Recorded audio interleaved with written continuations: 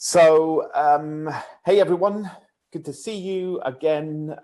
It's Monday, it's 8 o'clock, and we're back here. It's Richard at BTFI. I'm feeling a bit hoodwinked today, I think, because I'd conned myself into believing that we were in spring. So last week I started to get my t-shirts out, and it was all kind of like, I hadn't gone for the Speedo look just yet, but I got my t-shirts out thinking, it's time.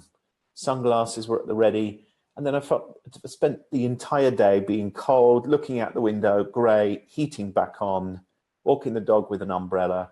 What's happened? What's happened? Tell me. Someone's got to tell me where the weather's gone. What's up? Is this April showers thing going on? Anyway, we're inside tonight. We're all warm. I got a cup of tea. I've got the lovely, lovely Jo Wilson with me, who I'll introduce you to in just 1 second. And it's good to have you guys on with us this evening. So probably a month or so ago, we put it out to the BTFI group. So for those of you that are watching that are not in the BTFI group, come and join us. We're a tribe of action takers, thought leaders, game changers, people that want to know there must be more to their life, know they want to get more from themselves, more from their business. And we're a challenging, helpful, loving, provocative tribe of people. And so I put a thought out, a question out to say, what do you want us to spend time on? What do you want us to talk about? What Facebook Lives do you want us to do? What content do you want? And pretty overwhelming at the top of the list was mindset, confidence, courage, self-belief, and I'm pretty sure that every Facebook Live that I do, in some way, it ripples into mindset piece, performance, thinking, attitude, inner narrative, all of that stuff. And last week I talked about mental hygiene on the Facebook Live. And again, when I said, what do you want us to do? Let's do deep dive on mind work, and confidence floats to the top of the list again. So we're like, okay, so we've got to do something on confidence. And who do we know? Who do we know that is a confidence Jedi ninja? You know it's you, don't you? And we thought, I know, it's Jo Wilson. Jo Wilson is confidence master, and Jo Wilson is a confidence expert, and we're very, very lucky to have her with us tonight. And by the wonders of Wi-Fi working and internet working, because Jo, I'm sure, who will tell you a bit about the way she has, over the last kind of 12 months, 18 months, transformed her own life entirely, now lives on a barge, traveling up and down the country, still doing all her amazing work and living life on a barge. So direct from a barge, we'll find out in a second where that barge is currently moored up. Give a warm welcome to Jo Wilson. Hey, Jo, good to have you here. Hi, good evening, Richard. Thank you very much. Thank you for the opportunity to talk into your tribe. Oh, it's great to have you. So just tell us where you are at the moment. Where in the country? So I'm in a little place, a little village called Croppedy, which is slightly to the north of Banbury. So yeah, sort of, which again is slightly to the north of Oxford. Croppedy. Yes, well, they have it's one claim to fame is they have the Fairport Convention Folk Festival here every year, where apparently the world sort of descends upon Croppedy. But at the moment it's beautiful, it's quiet. At the back window we were just watching a horse being trained out the back window here, because we're opposite a really lovely field, and it's really lovely. Yeah, we're touring down the Oxford Canal, and then we're going to go on the Thames for probably for 6 months through the summer, and just enjoy the waters of the Thames. It's brilliant. Yeah, completely changed what I do. If you told me I was going to be doing this a couple of years ago, I'd have told you were stark staring bonkers. I absolutely love it. So what changed? I think for me, it's I sat down and really thought about what was important for me and what I really, really wanted, as well as meeting a man who happened to live on a barge. And yeah, I've got a new partner, and yeah, he lived on the barge. But as soon as I came onto the water, I just realised that it was the place for me. It allows me to slow down, which probably a lot of the guys listening to this will recognise as a business owner and everything. That's quite a difficult thing to do. I was always constantly full go, full go, full go. And this has taught me to really, really slow down. And you can only move a barge so fast, actually. It doesn't go very fast. So yeah, it's been really a brilliant experience, and I love the freedom of being able to move, get a new back garden every couple of weeks, and don't have to do the gardening. Great. I love the bit about slowing down. I've been on a barge once for a week, probably 15 years ago, with some friends, and I have to say the weather was beautiful, which I'm sure helped, and it was the most deeply relaxing, calming week, up there with some of the top ones, I have to say, I've had in my life, of calming, relaxing, almost therapeutically grounding week. It was just real bliss. So you get to do that every week now. Yeah, I do. And it is very grounding. It's grounding in lots of different ways as well. You meet lots of different types of people that I wouldn't necessarily have met before. And to be really honest, probably if I go back quite a few years to my old life, I'd probably have judged some of them. But you meet so many different people that have got so many really interesting backstories as well. So yeah, it's good. It's good. So look, tell us, because for the next half an hour or so, we're going to cut some of the crap up. We're going to cut people's crap up. We're going to dice it and slice it and get right to the heart of confidence, what it is, why people believe that they don't have enough of it, and how do we get some more of it. So it would be great, other than we've got a bit of an insight into your barge life and your new partner. But tell, for those that are watching that know nothing about you, tell us a little bit about who you are, what you do, and why the whole confidence piece is it excites you so much. Why have you followed that path? Probably, so what I do is I work a lot with groups, both in business and also individually, a lot with people who find actually having honest conversations with themselves and other people really, really difficult. And a lot of that stuff comes from lack of confidence. So I also do a lot of work around coaching people to understand, well, one, what does it mean? Because very often people say they haven't got it, and yet they don't really know what it means. There's this elusive thing that they're looking for, but also, helping people understand what is actually really, really going on for them. So I do a lot of work, both, as I said, in business with groups and also with individuals. And I'm also an NLP trainer, a new linguistic program trainer.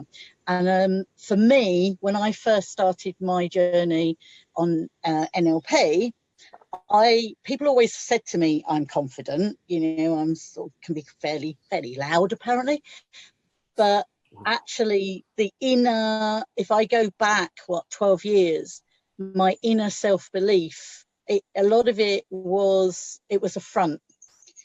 So I found through my own training in NLP helped me incredibly with my own confidence and to take control of my little inner voice that was going on all the time. So that became a real passion for me, actually helping people become unstuck, because very often their lack of what they perceive as their lack of confidence keeps them stuck and stops them moving forward. So yeah, that's a lot of what I do.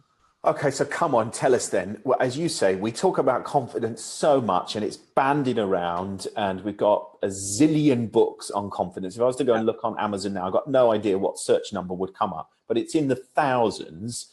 And we've got tons of TED Talks, and we've got online programs and real-time programs and webinars. What is it? What the hell is it?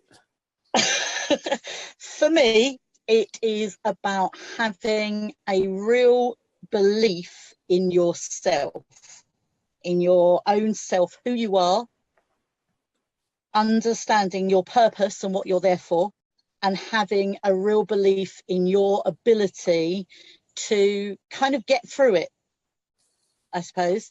And it's having a recognition of what's going on with the little voice in your head, the critical inner voice, and control over it, so that you recognize what it's doing and what it's doing for you, and then having the control over it. And everybody is confident in some way, they are confident. But what they do is they tend to say, oh, I'm not confident enough to do this. I'm not confident, like what we're doing. Yeah, talking live on camera and, you know, to Facebook, to lots of people.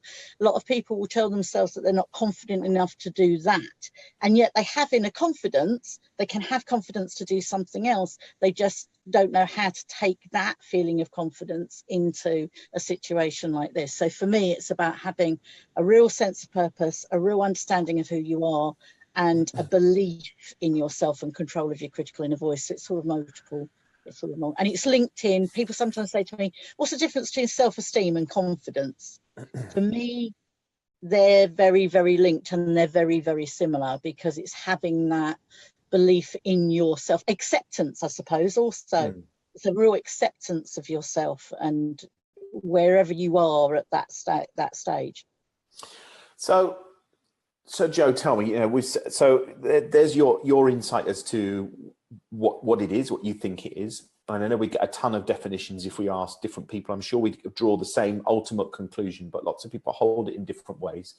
But yeah, there are so many coaches and consultants out there working in this space, and there are so many books, and there are so many resources. And as I said, even within the BTFI group, and if I think out to my corporate clients, it's an issue that comes up where people raise it and becomes a bit of a red flag. Oh, I don't have the confidence for that, and I need to be more confident. Why do you think people are struggling with it so much? Do you think people have always struggled with it since the beginning of time? Do you think it's a bigger issue now? Do you think we just have raised awareness, so therefore it becomes easier to put a label on it? Why? I think a lot of the time, not all the time, but a lot of the time, people lack confidence because they sit and compare themselves to other people, or there's a lot of social pressure on them. So I think one of the reasons why it's such a big thing now is there is so much more social pressure, you know, social media. There are so many more opportunities for people to compare themselves with somebody else. Whereas before, if you kind of go back to my youth, you know, it's before your time, Richard. But I don't think it was actually. Yeah. Sorry to say, it was probably around the same time. I'm happy to have this conversation live on air if you like, but I think it was probably a similar time. So, you know, if I think about it, you know, if I grew up, the people I would compare myself to were the people that just lived in the village, or the people on TV that I saw. But now there are so much, you know, comparisons and pressure on social media and everything else, and so many different people you can compare yourself to. And obviously, as we know, on, you know, things like social media, people will tend to put just the good things that are going on. So if you're in a bad space and you're looking on social media and you're seeing so much about all these amazing things and achievements that everybody else, then your little voice will start going. Your little voice will start going, okay, why haven't I done that? Why haven't I achieved that? You know, I'm not working hard enough. I'm not doing this. I'm not doing that. So I think that's a lot to do with it.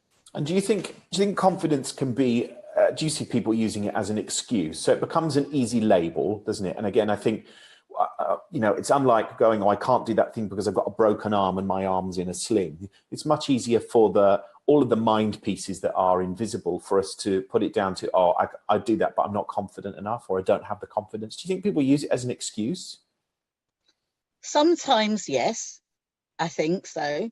And sometimes it's a really, really strong held belief for people that they really believe. They've told themselves. I was having a conversation with, it was actually a doctor phoned me up today, and he wanted he's a retired GP, but now wants to actually get out there and do some presenting, or more speaking actually. Yeah, and he's got a daughter's wedding coming up, and he has spent 66 years, near enough, telling himself that he can't get up in front of a big group of people. Yeah. So obviously, you know, I always use the sort of analogy that your mind, particularly your unconscious mind, is a bit like the internet. When you put search questions in on the internet, you come up with, either you put a question in on the internet, you will come up with the best match to your question, or the one people have paid for, the sponsored match. Yeah. So if you keep telling yourself something, that is basically what's gonna, your subconscious mind believes it. So you kind of have to learn to break those patterns and give yourself better questions to ask. If you keep saying, oh, why do I always feel nervous? Or why can't I stand up in front of 250 people or speak? Then you'll get the answer back telling you why you can't.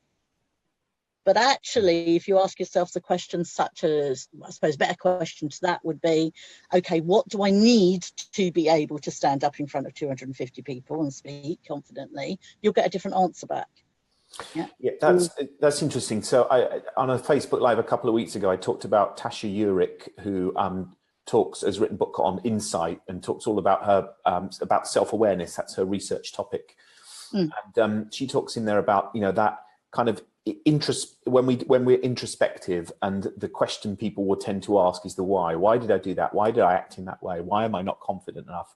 And she actually, it is an incredibly dangerous question to ask, because we know why questions become loaded with judgment, but also because these different various parts of our mind that we have are the small area of conscious mind that we're able to access, but that so much else is locked away in our unconscious.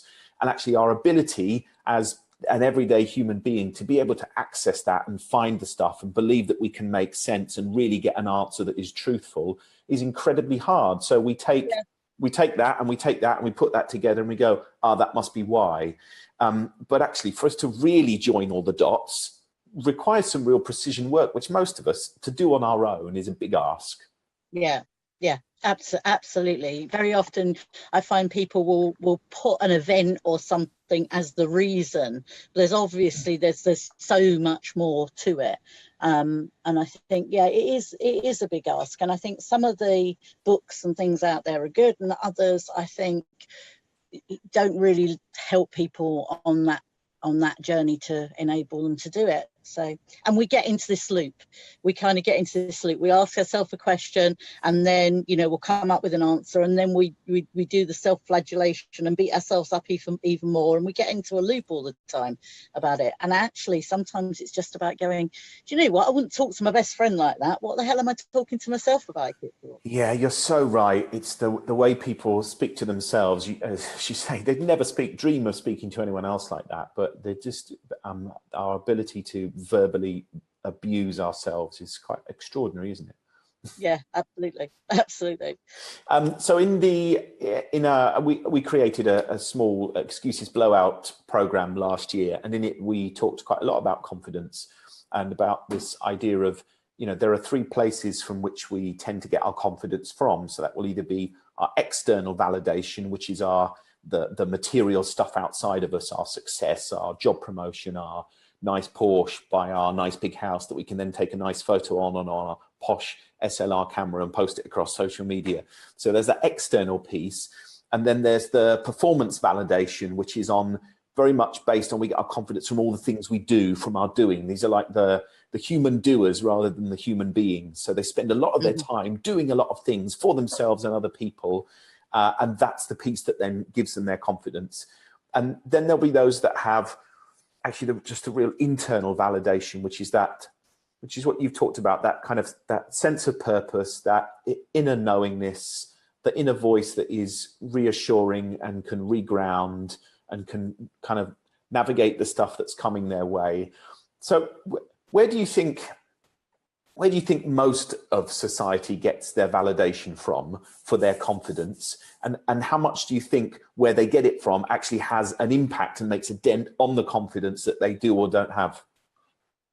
I think, a bit similar to what I was saying earlier, I think most people get it from the external validation or the performance. I think the internal validation is a skill that a lot of people don't have. But I think, the external validation, in terms of, my nice new house, my bigger house, my nice new car, because it's all that comparison with other people. It's all that, this is a symbol of my success, actually, rather than necessarily a belief in my success. So it's like looking for other people to validate you. It does depend. Some people are better at the internal validation if that is one of their real drivers, but a lot of people find that external validation is the thing that is actually more sort of driving them. I used to live in a town called Selfawareness in Essex, and I don't know if you've ever seen those books about Britain's crappiest town. Selfawareness was on that, in that book going back.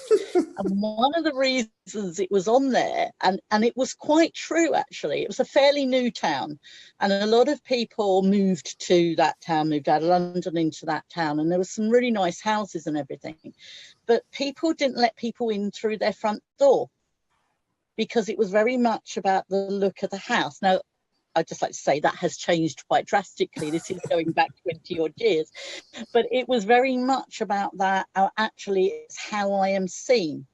It's how I am seen rather than necessarily who I am and what I am. So, and I think there is a lot of pressure.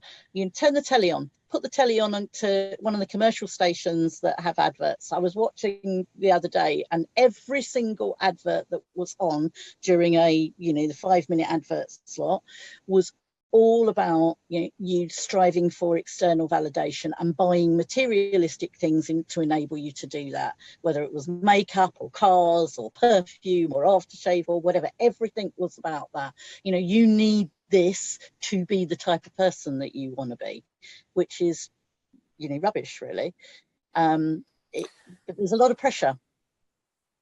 And what do you think about, I was just, as you were talking, when you were talking about, the difficulty and actually the work that's required for a lot of people to be able to have that inner knowingness and that inner validation. Where do you think that sits with vulnerability? Because our need to be, actually our ability to be able to embrace being vulnerable is really important, isn't it, if we're going to play from that space? Do you think there's a link there between vulnerability and our ability to be, we're talking about truthful confidence rather than kind of bullshit facade, yeah? Yeah. I think that's a really good point, actually. A lot of people can be scared to be vulnerable, but actually vulnerability is quite a powerful place. Being vulnerable is quite a powerful place to be, because when you're vulnerable, you're opening yourself up to new experiences and also recognizing the emotional side of things that's going on for you. I can remember going back a couple of years I was going on a business retreat, and I separated from my husband, and I was a red-nosed, snotty-nosed wreck, and I basically said I wasn't going to go. I phoned up and said I can't do it, because it was full of lots of other, I'd had a rubbish 6 months business-wise because I was a bit of emotional wreck, etc. And I said I can't go there. I can't attend, because I had my internal voice started about, I wouldn't have done as much as them. I might not even be able to hold myself together enough, etc., etc. And I remember the person running the retreat turned around and said to me, "You're coming, even if I have to come and get you myself." And I thought, actually, no, I need to go because I am where I am. Yeah, I don't need to pretend I'm anywhere else. I am where I am.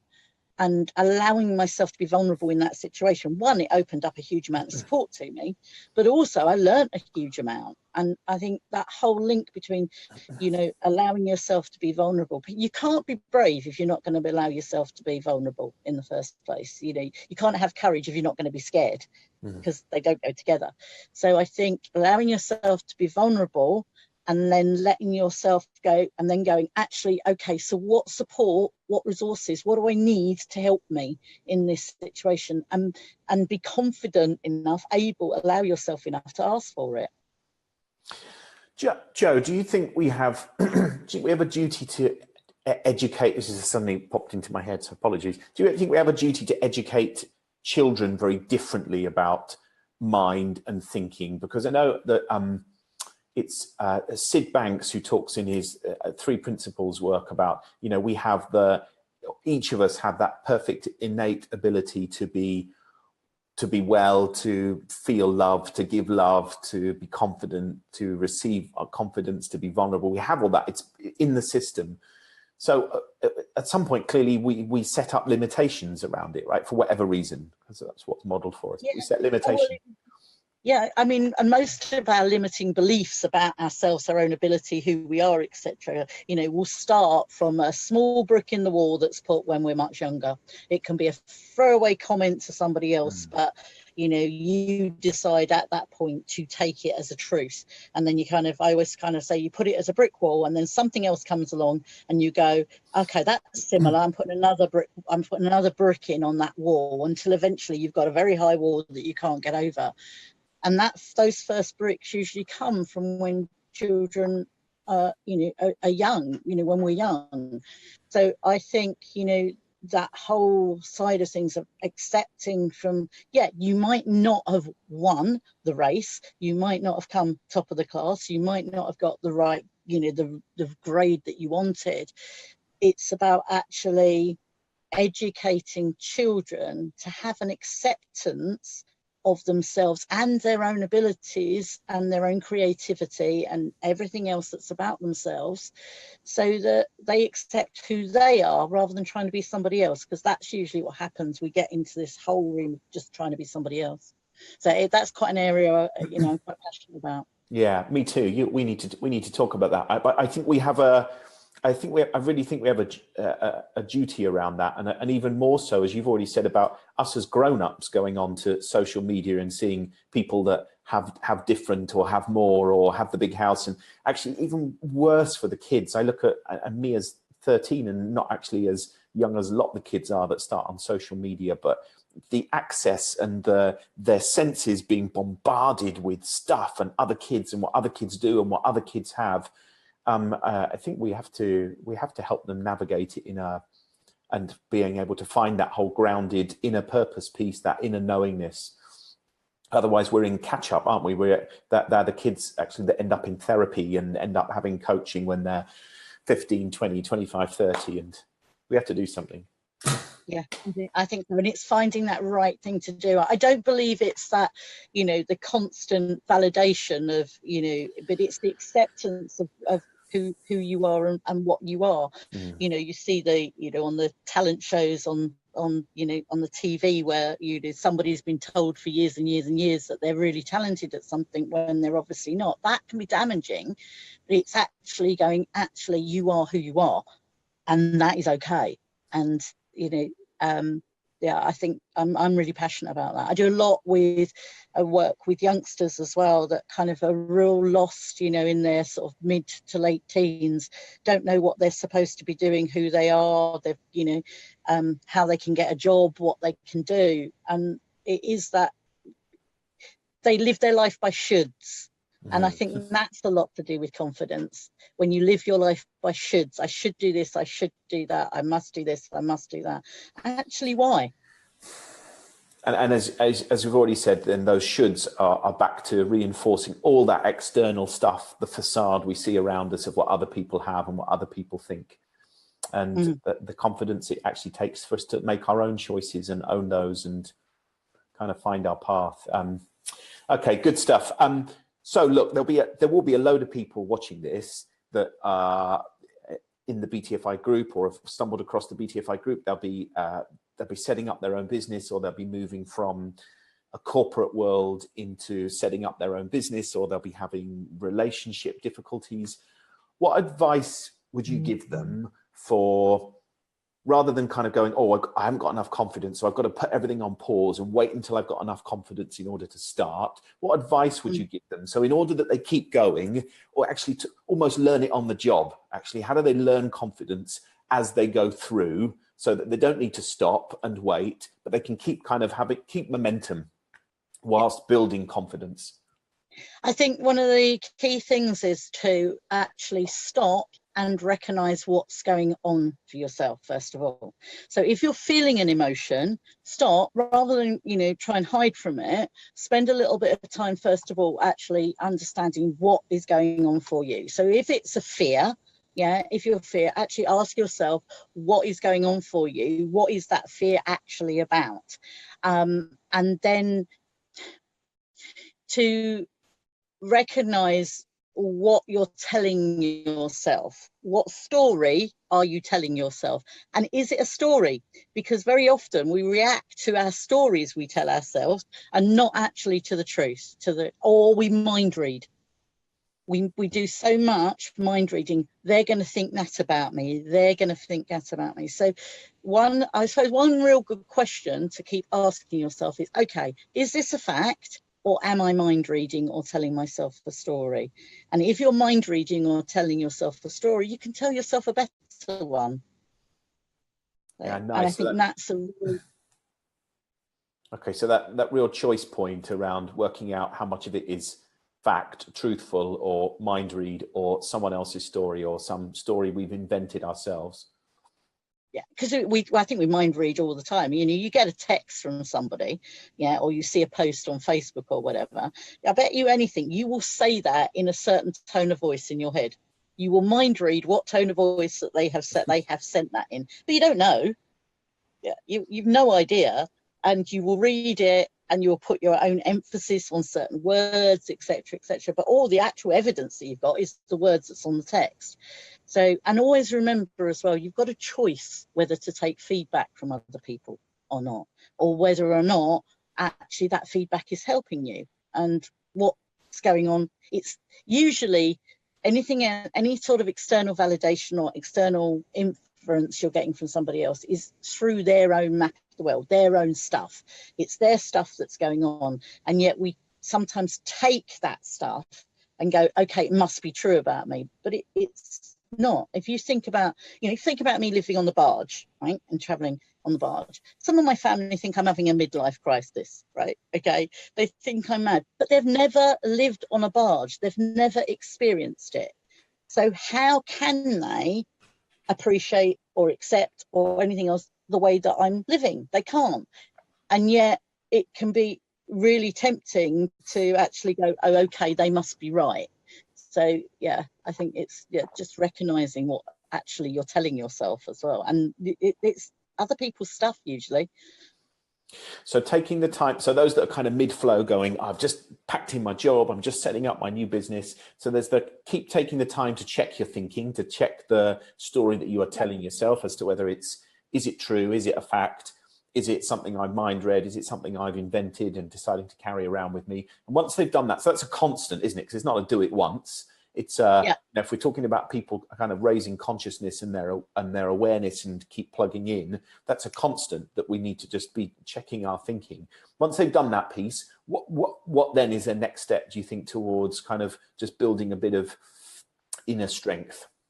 I think one of the next steps, excuse me 2 seconds, I'm just gonna do a power thing on the boat. There you go, I'm back. What happens if you didn't do it? Would you go to the darkness? It'd be like a nighttime shot.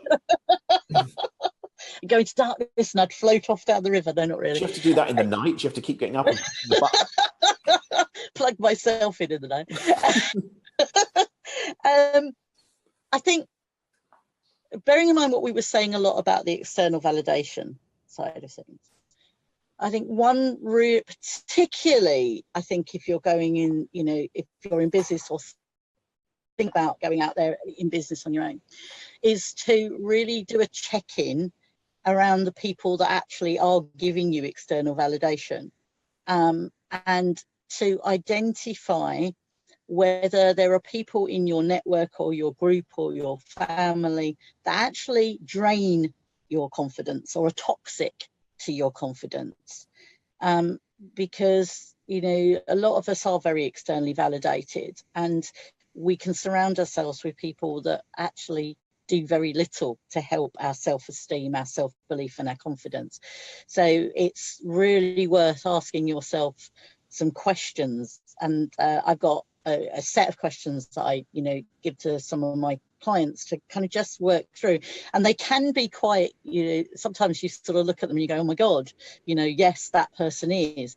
That doesn't mean you have to, if you identify someone that is draining your confidence, doesn't mean you necessarily have to remove them from your life, but it's working out, actually, these people aren't doing anything for me, so I need to guard myself, I need to protect myself, I need to make sure I'm telling myself the right story about what they're doing and what they're saying, and remembering that's just their stuff. That's just their view.